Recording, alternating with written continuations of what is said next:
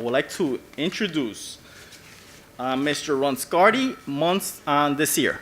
Ron Scardy graduated with an Associate's in Arts with a major in chemistry.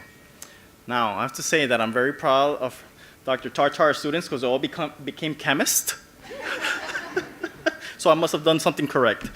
Well, Ron Scardy is now currently a student at Florida International University. He's earning his bachelor's in sciences in chemistry. So please join me in welcoming Mr.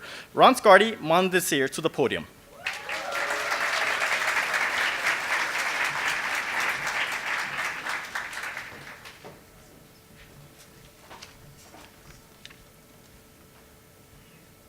Dr. Selvian Williams is an associate professor of biology and the program coordinator of the Bachelor of Science in Biological Sciences program at Miami-Dade College.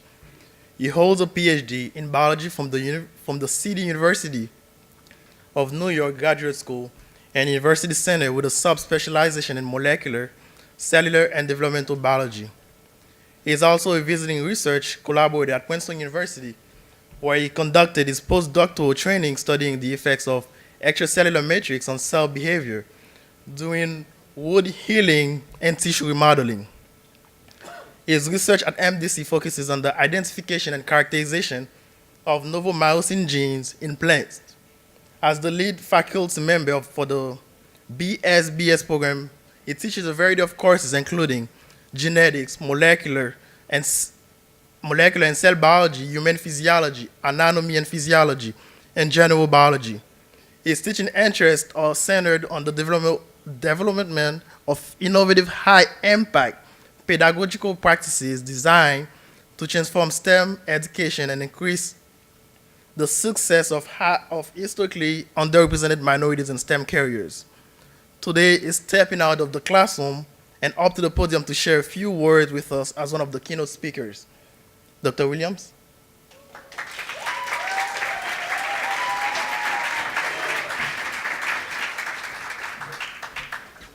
Okay.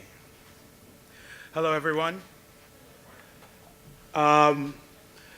This is an amazing audience. It's indeed a pleasure to be in front of you to actually speak with you today. And you guys are amazing for one singular reason. It is because we live in Miami with the best weather, warmth, sunshine, beautiful beaches, and you guys can't think of a better way to spend your Saturdays than to be here with me. All right? As a matter of fact, I was late coming in because I was halfway on the beach. And then I realized, oh, I got to come here. All right? It's indeed a pleasure to talk to you a little bit about my story. And it's hard to follow Dr. Todder's amazing story because, you know, I love Jamie's talks because she's such an engaging speaker. And as a fellow rejectee, I can empathize with certainly some of the points that she has made. And I just want to shout out our research students. Research students, you stand up. All our research students, you stand up. All right? Because our journey kind of began where you are right now. All right? And I want to start my story with a little bit of, and you can sit. I want to start with I was going to tell them to pipette something, but that's all right. I want to start with a story that one of my undergraduate professors told us when we began research that epitomized the life of a research student. So there was, once upon a time, there was this chemistry professor, and he had two research students working in his lab. And, you know, the chemistry professor was in his office doing professorial things like drinking his Starbucks and checking his email. And while the students were working hard in the lab, and they were, you know, doing their chemical concoctions, when suddenly, in a puff of smoke, a genie appears, and the genie is thankful to the students for releasing him, and so he gives each student a wish. So the first student says, you know what, I've been working hard all morning. I always wanted to go on a safari, so I want to go to a safari to, you know, southern Africa. And the genie said, you got it, all right? Student disappears off to the safari. The second student said, you know what, I've been working hard too. I always want to go skiing in the Alps. So the genie said, so done. Second student disappears, skiing in the Alps. Now, during all this commotion, the professor comes out of his office and he sees the genie and he says, well, I'm the professor of this lab. I need to have one wish. And the genie said, okay, that's reasonable. What's your wish? And the professor says, I want those two back in the lab before lunch. So, research students, the moral of that story is beware of chemistry professors.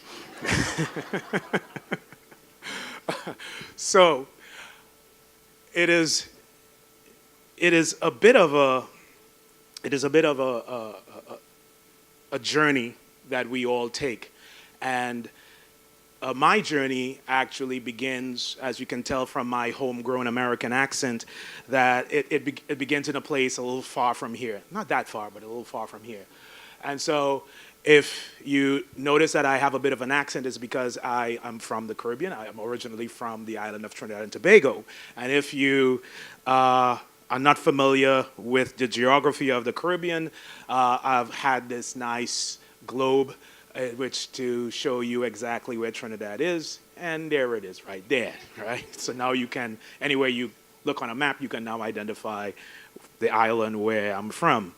So my childhood was actually one that was typical of someone growing up in a developing society. I lived in a rural village, and where it was, poor working class folks, and education was enshrined as the way in which you actually access economic betterment, right? And so my high school days wasn't that troubled because I had parents who pretty much my life as a youth was like military service, given the parents that I had. So I think with Dr. Totter's military service, I can definitely identify with the regimen. All right. And so I don't know, this is your Where is Waldo moment. If you're looking for me, I am there. That's me. And yes, this is definitely biographical. You are going to be seeing lots of pictures with me. Some where I have here, and some where I don't have here, and of course, yes, you can get all the laughter out now. So,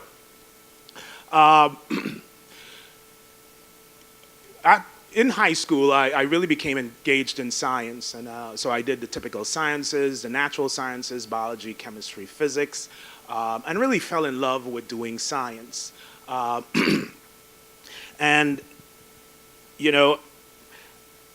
the country at that time only had one university. So after high school, it was not typical for most people to go to university. It was actually, for a privileged few.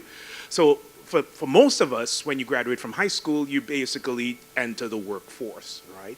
And so when I had graduated from high school, I got a call from my old high school principal, and he said that, one of our biology teachers was ill and they needed a substitute. Would I be willing to substitute as a biology teacher? And I was like, oh, heck yeah, I'll do that. I had a little brother at the school at the time. He was 2 years younger than me, and these pesky younger siblings always want to be too precocious. He wants to hang out with my friends and not his friends, and I was always shooing him away when we were in high school, and he always go home and complain to mom that I won't let him, hang out with my friends. And so I thought, what a good way to get back at him than to become his teacher. So for about 2 weeks, I was going to be his substitute teacher. So of course, I did teaching for all the right reasons, obviously. So what happened is that serendipitous moment really unearthed my passion for teaching. That's where I actually fell in love with teaching, and I knew that this was something that I really liked doing and really enjoyed doing. And so what became a substitute teaching gig really turned out to be a 2-year stint as a high school science teacher. So I taught high school biology, chemistry, geography, and even a little bit of math. And don't ask me to teach any of those things now, except biology, because I've forgotten pretty much most of it. But I really enjoyed being in the classroom, and that's where I knew that I needed to have that as part of my career. That was my calling. But again, I had this passion for science. But if you come from a developing country, you guys can identify with the next point I'm going to make. One is that there is a female Nigerian comedian that actually said this most eloquently. She said, growing up in Nigeria, you had 4 choices of a profession. You can either be a lawyer, you can either be a doctor, you can either be an engineer, and the 4th choice is failure. All right, and so I think that was kind of the culture in which I was raised as well. You know, that you got to be either a doctor or a lawyer or an engineer. And so I, even though I enjoyed teaching, I wanted to actually pursue ambitions to become a physician. So I actually migrated to New York, and to pursue opportunities to enter a medical program. And so I actually enrolled at Brooklyn College, which is one of the public universities in New York City. It's part of the University of New York public university system. And I majored in biology there. And I was in the pre-med program, and you guys know many of you have medical ambitions. So pre-med students are obsessed with one thing and one thing only, and what's that? Getting into medical school. Getting into medical school. That's what and Federico knows that, right? I'm being nice to Federico, right? So this is. So this was kind of my thing too. So I was looking at getting into medical school, and there was a friend of mine who was also in the pre-med program. She said to me, hey, Selwyn, you know what you should do? You should really try to get some research under your belt. And I've never thought about it before because, it was just a thing. But, when she encouraged me to actually get into research, I said, well, that doesn't sound like a bad idea at all. So I knocked on the professor's door, and I asked if he would take me on as a research assistant, and he kind of gave me the once over, and he said, okay, we'll give it a try. And that was my seminal moment, all right, which brings me to this photograph. This is me and some of the members of my lab, where I began research as an undergraduate student. This was a cell biology lab. The head of the lab was a professor who became my lifelong mentor. His name was Gavin. And this, in his lab, I studied a small organism called Tetrahymena thermophila, all right, which is why I got that title, Tetrahymena, mice and men. So Tetrahymena kind of looks like paramecium because it's a ciliate, right? And Tetrahymena thermophila is a ciliate protist, and if you go out to the college lake and you take a sample, you probably would find, and you look at it under the microscope, you probably will find Tetrahymena swimming around. And and you're looking at this and it's like, what will that do, all right? What does Tetrahymena has to offer the world of science? And then actually, I would argue that it has a lot to offer. So some Tetrahymena firsts, all right? Who ever heard of telomeres, the ends of chromosomes? Telomeres. Telomeres are the special ends of chromosome, and they play a significant role in the molecular clock of the cell, and they play, roles that we are still beginning to understand in cancer, in aging, and in longevity studies. Telomeres were first identified in Tetrahymena thermophila. Okay. Motor proteins, all All right. There is a motor proteins are proteins that are responsible for biological movement in eukaryotic organisms. So if you can flex your muscle like this, is because of motor proteins. The motor proteins that we have in our muscle is called myosin, right? There are other motor proteins, kinesins and dyneins. Well, the first microtubule-based motor was identified in Tetrahymena as well. The RNA self-splicing molecules was identified in Tetrahymena as well. So a lot of significant breakthroughs were made in this organism. So I actually studied the first unconventional myosin to be discovered in ciliates. And this particular unconventional myosin was called myosin 1, all right? The first myosin was actually discovered 150 years ago, and that was in muscle. And for many, many years, really up until the early 1970s, people thought that muscle myosin only existed in muscle. Right? And it was not until the 1970s that people started to discover that, well, there are other myosins that exist in other non-muscle cells. So they call these myosins unconventional myosins. And I studied what these unconventional myosins were doing in Tetrahymena thermophila. It turns out that they do a whole bunch of things, right? And so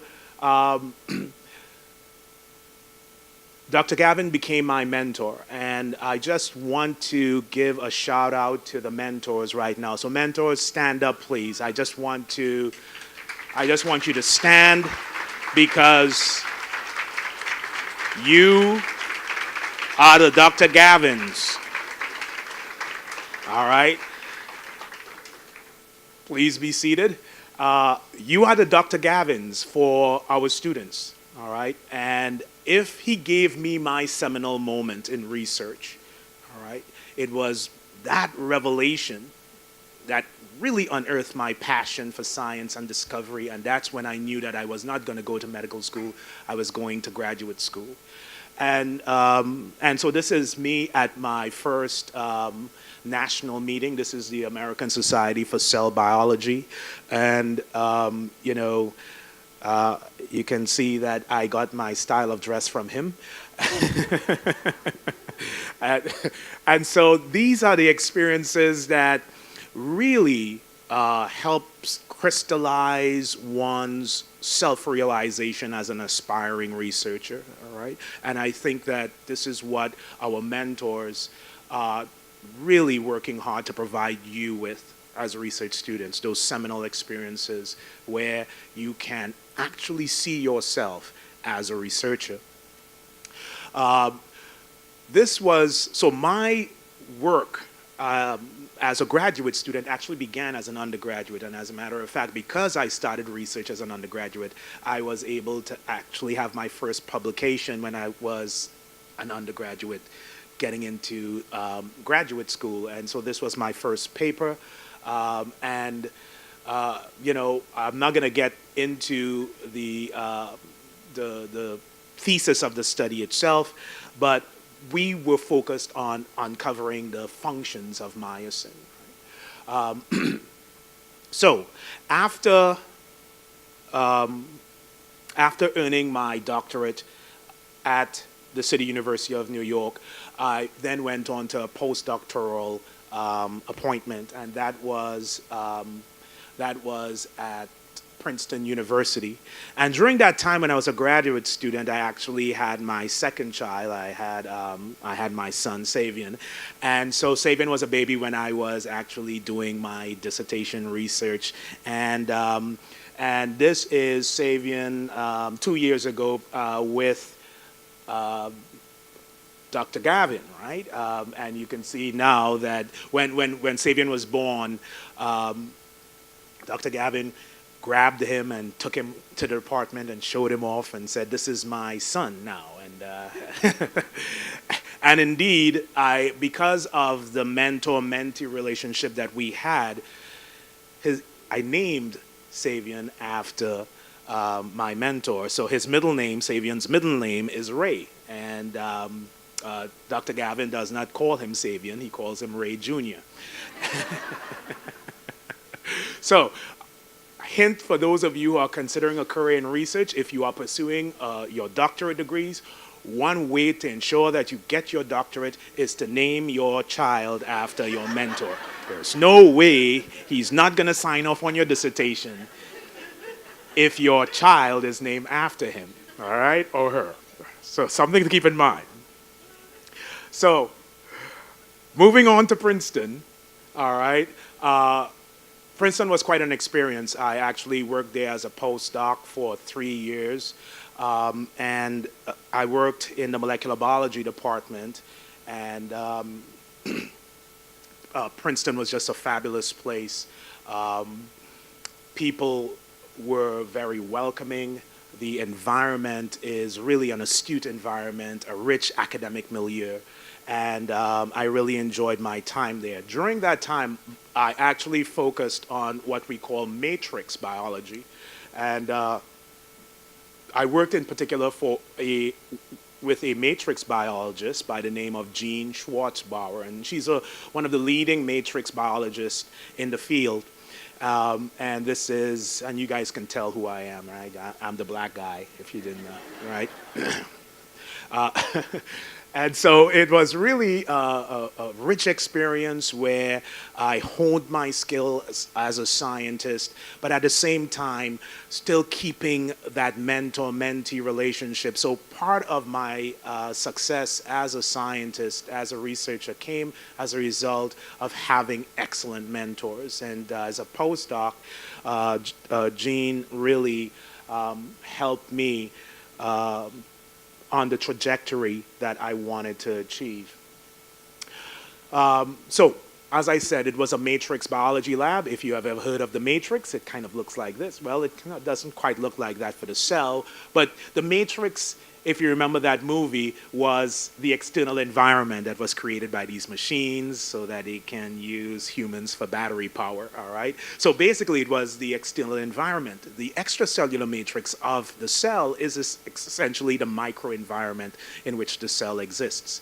And so when we look at the extracellular matrix, it's actually filled with structural proteins as well as soluble components. So you have this meshwork here of matrix proteins. And these matrix proteins are both created by the cell, but also influences cell behavior and function. So that dynamic interplay was something that we were really interested in studying. So this actually is another electron micrograph showing cells in being cultured cells and their surrounding matrix. And so we were in our lab, we were particularly interested in studying how does the matrix proteins direct cell behavior during the wound healing process. If you think about wound healing, it's like an accident, right? It's an injury. And if there's an accident outside, you are going to get a series of activity. You're going to have first responders, the police is going to show up, the fire department is going to show up, the paramedics are going to show up. So you're going to have first responders, and then subsequently you're going to have some follow-up activity. And it's the same thing with wound healing. All right, there are first responders. There are cells that are the first responders, and there are cells that come in subsequently after the clot has formed to do specific tasks, to carry out specific tasks. And we were interested in finding out, well, what are the signals that are directing these cells to do what they do, because they do it in a very precise and coordinated way. And so I studied some of these matrix proteins and their influence on cell behavior. So during that time, I actually earned a fellowship to fund my research and was able to, again, publish my work. So this brings us to what you might consider a relatively successful stint as a postdoctoral researcher. I then got a position as a faculty member at the City University of New York, and I was there as an assistant professor for 7 years, pretty much doing what I'm doing now. It's just that I was doing it in a much colder climate. And so so this really brings me to the point of, well, what are the ingredients for success here? And hopefully some of this resonates with you, some of which Dr. Totter has already alluded to. One of the things that I have observed is we've had students work with us, really talented students, 4.0 GPAs, super bright, well motivated, who come in the lab and they flounder, they get frustrated, they don't do well in the research environment. And I was always curious as to why, and this was kind of my anecdotal evidence. I didn't conduct a scientific survey, but this is my hypothesis. My sense of it is that these students, because they are really smart, they don't know yet how to fail. And what Dr. Tarter was pointing out is that what is the common thread among us scientists is that science, failing, you have to know how to deal with failure, right? And failure is not necessarily a bad thing. When you set up your experiments and your experiments fail to work, how many of you did your experiment only once and it worked the first time? Oh, okay, all right, I'll be highly suspicious if a hand went up, right? It's because you have to, it's an iterative process, right? And you have to know, okay, if the experiment didn't work the first time, then the thinking begins, the modifications, what went wrong, the troubleshooting, the problem solving. That's the groundwork of science. And very often, students who are so really conditioned to do well, and the expectation to do well, they're not really well suited to failing so often. And so they struggle in the lab. So as Dr. Tarter had mentioned, actually having that temerity to deal with failure is what makes you a successful scientist, a successful researcher. All right? And this is what I would encourage you, not to encourage you to fail, but encourage you to embrace those rejections, to embrace the times when the experiments don't work, because that's when you are really actually in the practice and the process of science. So this wouldn't be possible without parents. Any parents, relatives here today? Show of hands. Any? Okay, we have a few. I want to shout you guys out. All right.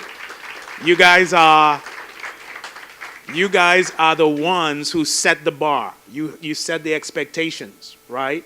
And these are my parents, and again, they were responsible for my military service. But you know, it is, again, none of my parents finished high school, so I was the first in my family to go to college, and I think a lot of you can identify with that as well. First in your family to attend college, and so this is something that you, as you progress, you take them along with you, and that's why I really wanted to commend the parents, the relatives, all of you who are out here to support our research students, because without that support, I wouldn't be here today. And of course, my parents now today, they would stop by, and we do enjoy a good time. We still go out to the beach and hang out, and so, but you know, they still would put me in line if I get out of line too. So it doesn't matter if I have a PhD or not. They'll tell you that, hey, you better get in line.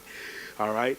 So the last thing I want to point out today is, as you progress, as you have those opportunities, and as you continue to aspire to reach your goals, I still want you to remain connected to your communities. Right? One of the things that I realize very often is, as you know, especially when you come from a low-income community, there's a tendency of wanting to get out. All right, as soon as you have the opportunity, you leave that community and you move on. But the idea of giving back is something that should be central to your personal and professional mission. And so when I was in Brooklyn, I actually worked in my community, which was a low-income community. A lot of Caribbean immigrants lived in that community. Most of them worked 2-3 jobs. And I realized that a lot of these homes did not have a place for their kids, right? So kids were kind of left to their own devices. So I started with the help of my mom's church. The church actually played a role in this. They provided me with the facilities to do this, an after-school program and summer camp. And so this is my first group of students, and this was years ago when I had here, and they were. We would have these activities for them, strengthen their academic development, as well as provide them with a diverse array of extracurricular activities.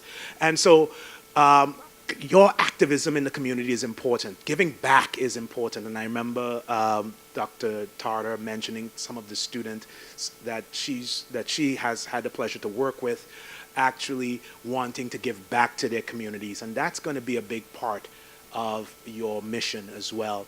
So this is something that I implore you to do, because I think that you have so much to give back to your communities of origin. So in closing, I want to modify this a bit, because this was, of course, a famous quote of Isaac Newton. I have seen further than others. If I have seen further than others, it is by standing upon the shoulders of giants. So I want to modify that somewhat to say that you as research students, you guys have advanced further because you are on the collective shoulders of the mentors, the professors, the parents, the uncles, the aunts, the friends, the community. You are on the collective shoulders of those giants. And on those shoulders, you can reach as far as you want to. Thank you very much.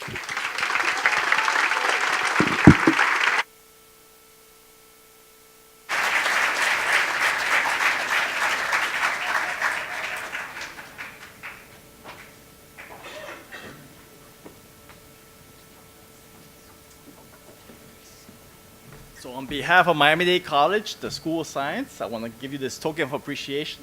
Thank you so much. Thank you very much.